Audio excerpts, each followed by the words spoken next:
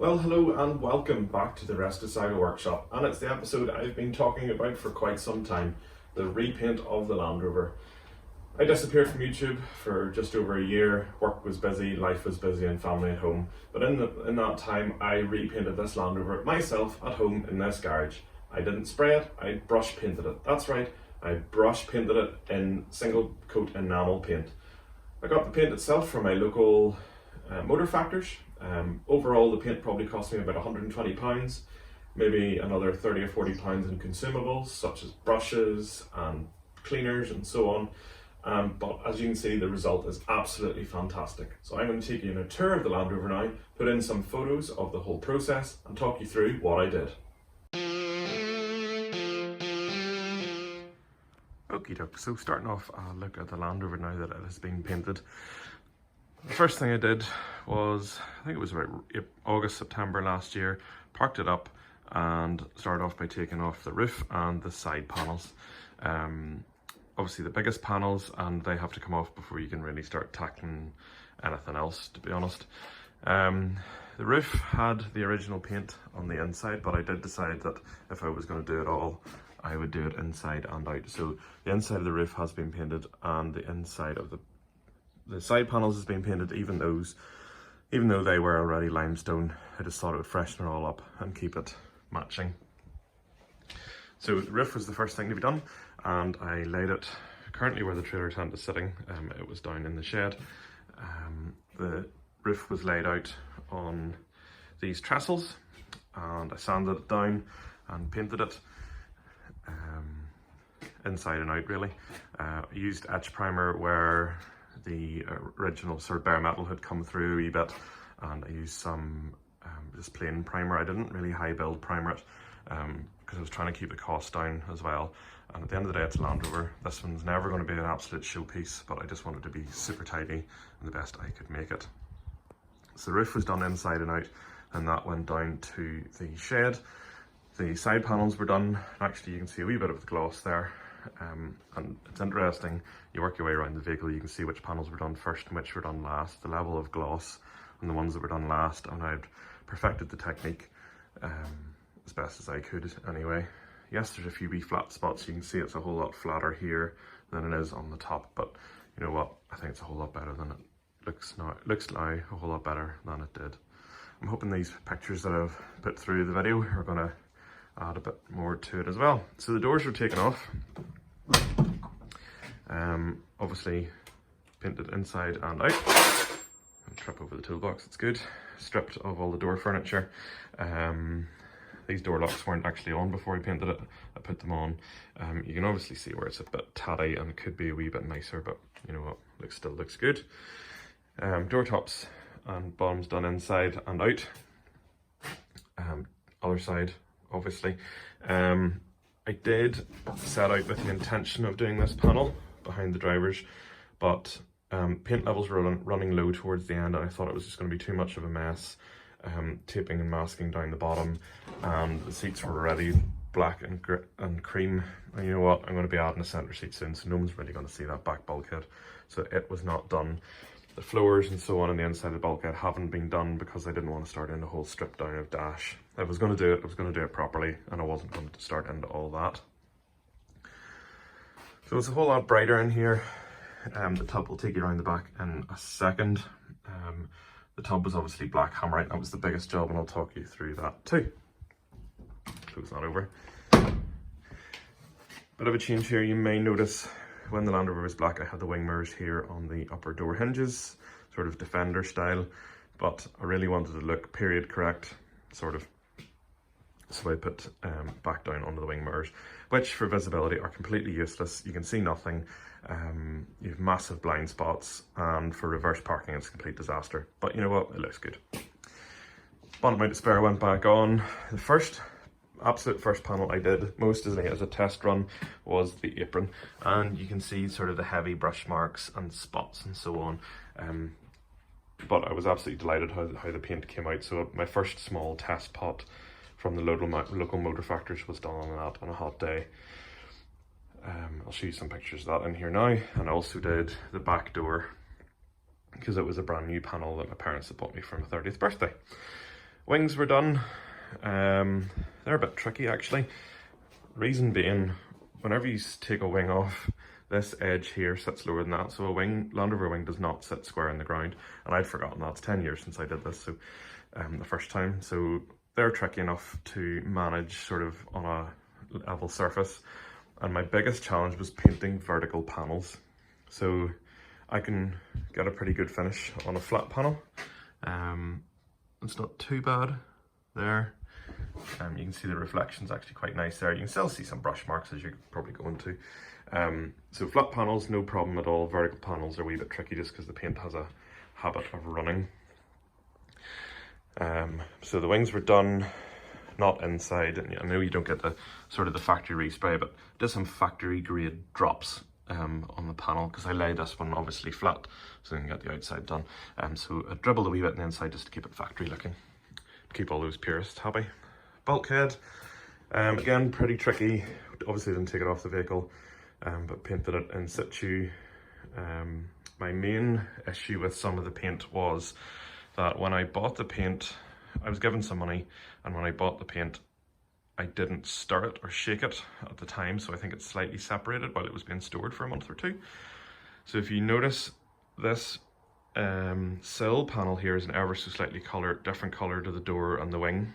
Now, out and about you don't really notice it, and I suspect over time when things get dirty and colours fade you probably won't notice it, but that's my biggest bugbear, that there is slight shade difference, and it was my own fault because I didn't shake the paint out. For those of you who have followed the channel for a while, you'll know that the wheels were already done in the limestone, the RAL 1015, so they were done and it was all done to match in. Let me lift the bonnet here and we'll have a look. Okay, so with the bonnet open, you can see I painted the bonnet inside and out. Originally, my feeling is that the insides of series bonnets were sort of left bare alloy with a bit of overspray whenever they sprayed these returns, but I had the sort of bitumen sound deadening in there, and I'll show you some pictures of that now of how much of a nightmare that was to remove. I had to use white spirit, mechanical scraper, and then I ended up using my wife's hairdryer just to soften it enough that it would come off. So that was a real challenge, but obviously worth doing because it's super tidy. And really nicely shows up all the dead flies and oil that comes up off the engine, which is top marks. I haven't talked about the galvanizing yet, but I'll come to that. Whenever you look under here, obviously the bonnets were, the wings were done outside, tops and insides. The bulkhead, as I said, wasn't starting into full strip down on this repaint. If I'm going to paint a bulkhead, I'm going to want a galvanized bulkhead rather than starting into all that. So that is down the line. That will be a plan for another day or another decade, depending on my funds. But yeah, I only painted where you would see when the bonnet was closed and tried to keep it sort of tidy so it looked like it had been done on purpose. I didn't want big raggy wet paint lines. So I think it's fairly tidy. Same with the front panel. I didn't take it off. Taking it off was going to involve removing the radiator or draining down the fuel system. I actually started out with great intentions, taking the radiator panel off and replacing the bottom 2 inches of it because it's slightly frilly at the bottom. But you know what? It's a Land Rover. It doesn't get used that much, and to be honest, it's rarely out in bad weather these days. So I just kept it. Call it a shortcut if you will, but I think I'm happy enough with the result. I painted the outside, taped it off, and didn't paint the inside. This is the original black powder coat that I had it done in 10 years ago. I just sanded it down, primed over the top, painted it, and then dressed it up with all the fittings. The grille. Now there's one particular person comments on Facebook every time I put a video up that I had the grille the first time painted the wrong way around, in that I had the letters in black and the background in silver, which to be honest I didn't realise, but I've done it as per factory now. That was tedious, but it's all done now and I think it looks really, really sharp. One bit of overbrushing that I haven't fixed yet is this little bit on the headlight, and that is going to come off with some white spirits. That'll be absolutely fine. Let's take you around the back here now. So looking at the back, brand new door. I got this from Paintman, Paintman panels. Really nice fit, absolutely on spec as per factory. I'll open it up here and you can see, well, before the original black door really started to go a bit nasty at the bottom and paint flaking, and it was rusty. I had taken a bit of a shortcut the first time I painted that, so that's the inside of the door. All nice solid metal along here at the bottom. I do need to drill some drain holes in the bottom. As you can see, it's already started to rust. Don't you love that? I've literally only finished this, what, less than 6 months, and it's already starting to rust. I also need to fit a door check strap in here, but that's a job to be done. The black mat is back. Excuse the dirt. This Land Rover does get used. I like to take the boys out. The buggy gets stored in here.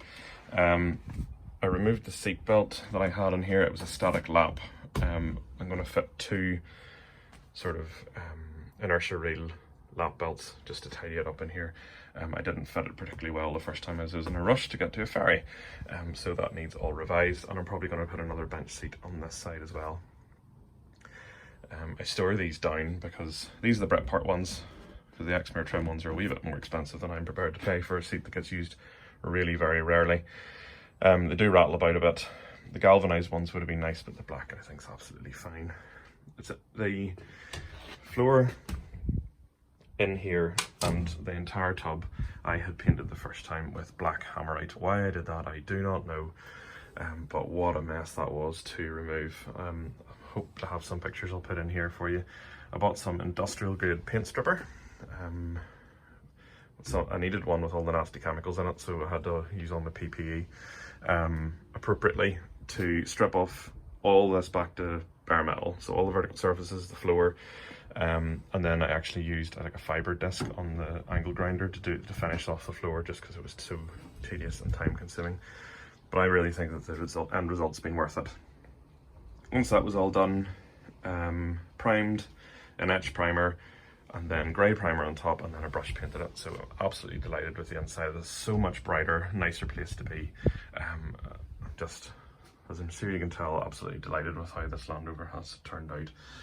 And I've painted I painted all these little covers, everything, you know, reused as much as I could to try and keep the cost down. And I'll talk about costs at the end. Just before I go around the passenger side, the other thing I did was to repaint the rear crossmember in black. So it is a galvanized chassis in this Land Rover. When I painted it black, the first time I painted the chassis just sort of metallic wheel silver just to spruce it up, but I wanted it to all look pretty original, so I've painted it sort of satin black at the back. Yes, there's overspray on the mud flaps, but I was going to promise myself a new pair, but now that I've seen the price of them, these are just going to have to do, and I'll tidy them up with a bit of sort of rubber paint. The number plates, you may remember a previous video I did to renovate these. I think they really set the whole thing off. Talk a wee bit about galvanizing here in a second, but before I do, I'm just going to take you around the passenger side.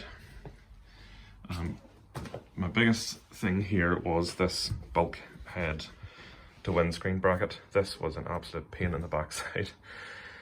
The little tube in here, these bolts had never really sat nicely in it, so what I wanted to do was to tap out the thread and clean it all out so that the bolts went in nicely.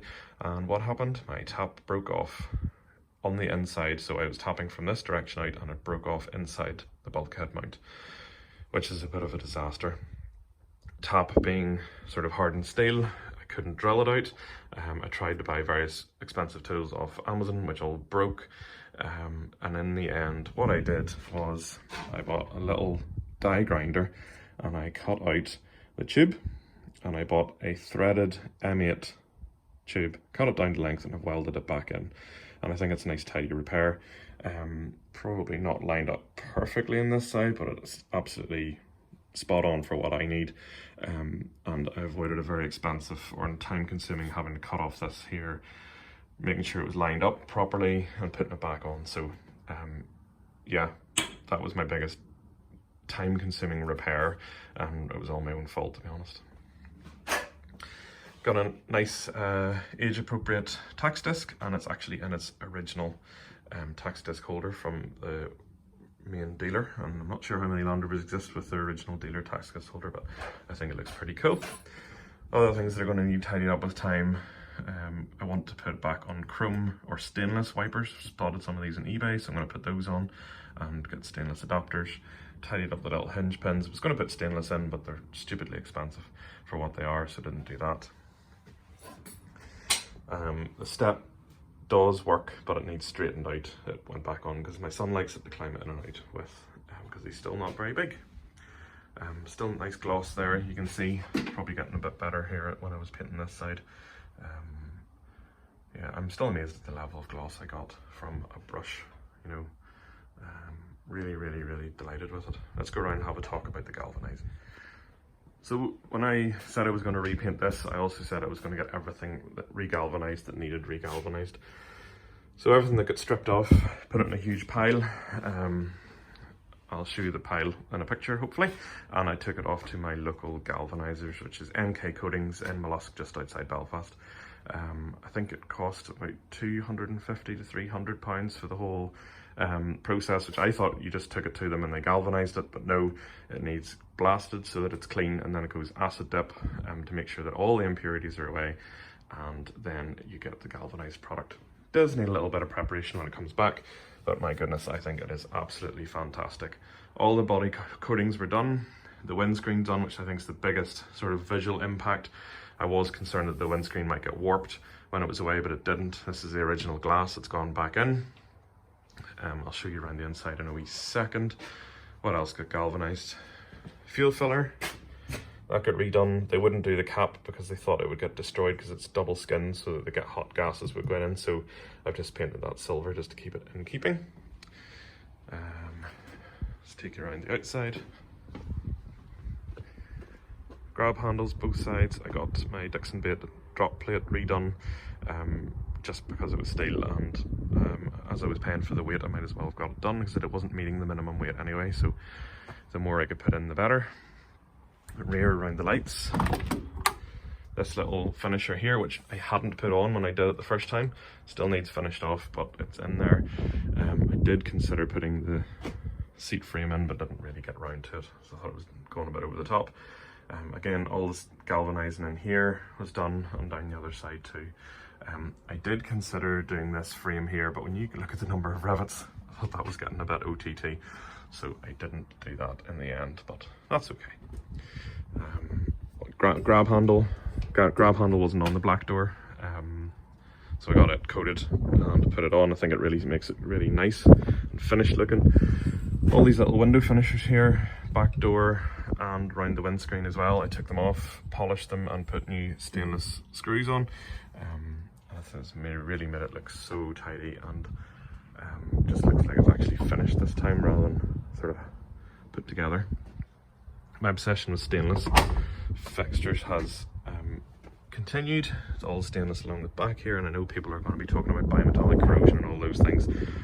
You know what, that's fine, I can deal with that. This Land Rover's rarely out in the weather, it's rarely out in the salt. Any time I use it, I power wash it down and it goes away dry, and it's stored in a dry garage. So it's going to be a lot of years before my bodywork disappears, and I can deal with that. Stainless pins here and everywhere, you know, anything I can make stainless, it did. Put new lights on, mainly because the old ones were getting a bit foggy and really let it down against the new galvanizing, so new lights on. I would love a billet light here. I think Optimal do one. That's maybe going to go on there in due time, and I know they do one with a reversing camera, which would be pretty cool if I can manage it with keeping the series dash, but I'm not entirely convinced about that. Other things I would like would be stainless hinges. As far as I know, and someone's probably going to correct me if I'm wrong, this is appropriate because it's slightly more square, whereas the bottom ones are more rounded and those are more Defender-like. Could be wrong, tell me in the comments, I'm more than happy to be corrected.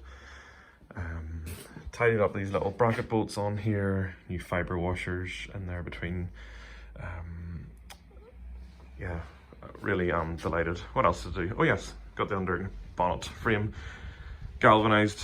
So I welded up all the repairs, welded up all the holes I could find, and of course Mr. Galvanizer found one or two more, but you know what, it's fine. It's an old Land Rover.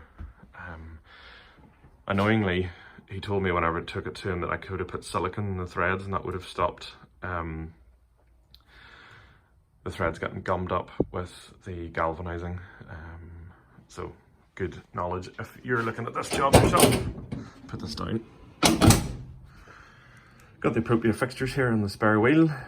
These are like an alloy, so we couldn't get those galvanized, and that's okay. It's good to get advice from the experts when you're doing these things.